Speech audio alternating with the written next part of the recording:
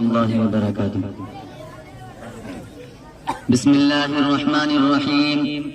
الحمد لله رب العالمين، والصلاة والسلام على سيد المرسلين وعلى آله وأصحابه مهديين فمن تبعهم بإحسان إلى يوم الدين. أما بعد، قال النبي صلی اللہ علیہ وسلم. صدر محترم، سامعین کرام، جب گلستان کو خون کی ضرورت پڑی سب سے پہلے ہی گردن ہماری کٹی. اب کہتے ہیں ہم سے یہ اہل چمن، یہ چمن ہے ہمارا تمہارا نہیں. صدر محترم، سامعین کرام، آج میری تقریر کا موضوع جنگ آزادی میں مسلمانوں کے عظیم کارناموں کا ہے. ہندوستان کی داستان بہت طویل ہے، سمجھ میں نہیں آتا کہ ہندوستان کی داستان جنگ آزادی سے قبل یا بعد پر روشنی ڈالوں یا اس دور کے باطل فرقہ پرستوں سے شروع کروں جنہوں نے نفرت و تعصب کی آگ بھڑکا رکھی ہے، جنہوں نے مسلمانوں کو قدم قدم پر علام و مصائب کے خوفناک طوفان میں جھلسا کر رکھا ہے. مذہبی رسوم بجا لانے میں طرح طرح کی رکاوٹیں پیدا کر رہے ہیں. گویا کہ مسلمانوں کا نام صفائے ہستی سے مٹانے کی کوششیں کی جا رہی ہے. دیوان باطل میں بیٹھ کر فسطائیت کے حامی فرقہ پرست افراد ہندوستان جنت نشان، اسلام و حامیان اسلام کو مٹانے کے لیے سرگرم عمل ہے.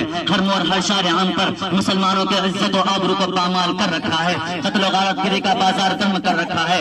اس لیے میں مناسب سمجھتا ہوں کہ جنگ آزادی سے پہلے کا بھی کچھ آئینہ دکھلاتا چلو اور جنگ آزادی کے بعد کا بھی، تاکہ آپ کے سامنے روز روشن کی طرح حیاں بیاں ہو جائے کہ مسلمانوں کی 950 سال کی حکومت، مسلمانوں کی 950 سال کے دور اقتدار نے کہاں اور کس پر ظلم کیا، کیا کسی ذات یا کسی قوم کے مذہب پر حملہ کیا ہے، کیا کسی کی عزت کے ساتھ کھلواڑ کیا ہے، کیا کسی جماعت کو فاقہ کشی زندگی گزارنے پر مجبور کیا ہے. لیکن جب سلطنت مغلیہ کا چراغ گل ہو گیا اور اپنوں کی بدعمالیوں کی وجہ سے ظالم و جابر برطانیہ غیر الہی کی صورت میں ہندوستانی حکومت پر قابض ہو گیا، تو اس وقت ہندوستان کی اقوام عموماً اور مسلمان خصوصاً انگریزوں کے خلاف آواز بلند کرنے اور تحریک چلانے کے لیے میدان میں آ نکلے اور مزید برآنے کے انگریزوں کے خلاف محاذ قائم کیے. محترم حضرات، کیا آپ کو معلوم ہے سامراجی طاقت انگریز نے ہندوستان پر قابض ہوتے ہی کیا دعویٰ کیا تھا؟ شاید آپ کو معلوم نہ ہو، میں بتلاتا چلوں کہ انگریز نے بڑے فخر اور نہایت متکبرانہ شان میں سینہ تان کر کہا تھا کہ ہماری حکومت کا سورج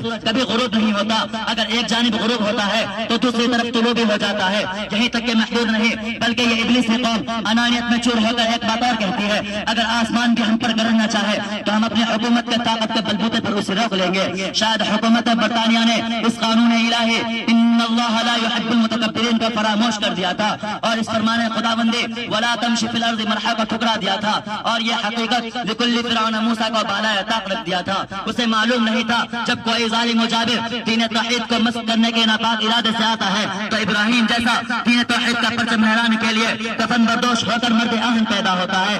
اسے معلوم نہیں تھا عمار و یاسر، حیدر کرار کی ننگی تلواریں دینی دشمنوں کے لیے ہمیشہ خالی رہی ہے. صلاح الدین ایوبی، محمد بن قاسم دین توحید کا پرچم لہراتے ہوئے فاتح بن کر آئے ہیں. جس قوم کے اندر اتنی ساری صفات ہو، جن کی دلیری بہادری و شجاعت بصارت سے تاریخی اوراق ہمیشہ ضیاء رہے ہو، ہم اس کے سامنے، اس کے پروردگار کے سامنے اس طرح نازیبہ کلمات دہرا رہے ہیں کہ جس نے وقت کے فرعون کو ہلاک کر دیا، جو انا ربکم الاعلی کی ضرب لگواتا تھا، جس نے نمرود کو موت کے گھاٹ اتار دیا ہو، جو اپنے سامنے جبین کھنگاتا تھا، جس نے شداد جیسے متکبر سانے جنت کو آنے واحد میں جہنم رسید کیا ہو. غرض کی بڑی سی بڑی طاقت کو اپنی حکومت پر ناز تھا، گھمنڈ تھا، تکبر تھا. عاد و ثمود بڑے بڑے چیلنج مانتے تھے جن کی طاقت و قدرت میں ذرہ برابر بھی شک و شبہ نہیں تھا. ان کی طاقت کو تہو بالا کر دینے میں ذرہ برابر بھی دیر نہ لگی تو ہم کس کھیت کی مولی ہے، ہماری کیا حیثیت ہے؟ محترم دوستو، پہلے یہ طے کرو کہ وفادار کون ہے، پہلے یہ طے کرو کہ وفادار کون ہے، پھر وقت بتلائے گا کہ غدار کون ہے.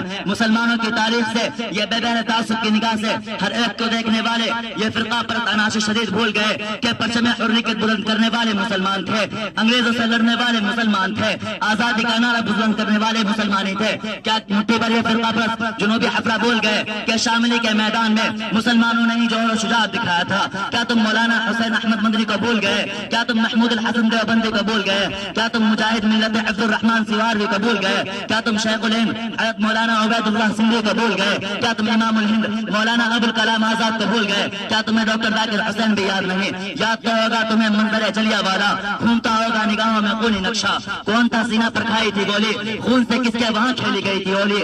آج تم کل کی ہر ایک بات بلا بیٹھے ہو، قصہ قبانے کی حکایت بلا بیٹھے ہو، لیکن آپ کیا سمجھتے ہیں؟ کیا جشن اور بہار کا یہ دن سونے کی تھالی میں سجا کر ملا تھا؟